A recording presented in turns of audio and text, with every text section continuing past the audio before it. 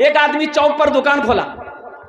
अब मोहल्ले वाले को बोल दिया कि भैया मी दुकान खोलिया ही, रात करे नी द्वार मजलिस से मोर घोरत तुमरा सब ओसे जाए।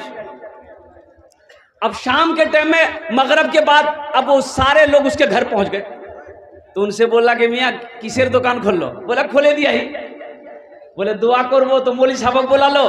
बोले मौली साहब की जरूरत नहीं है, मी दुआ करूं तुमरा खाली आमीन बोलिस।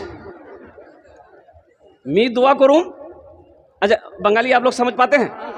मी दुआ करूं तुमरा खाली आमीन बोलो। बोले ठीक है जे, ठीक है जे। ये दुआ के लिए हाथ फैलाया, या अल्लाह मैंने नई नई दुकान खोली है, अल्लाह ग्राहकों की लाइन लगा दे, खूब बिक्री हो, दिन में भी सुबह भी रात में भी बिक्री हो। या अल्लाह हमको फुर्सत ना मिले। तो पीछे से एक आदमी बोला रे आमीन कोई ना बोलिस रे। तो बोला कि काहे है? बोला इसलिए कि एक कफन का दुकान खोला है, सब टपक जाओगे यहीं। अच्छा आमीन बोला जाएगा, वही आमीन बोला जाएगा। तो आदमी टपकेगा जब ही ना कफन बिकेगा।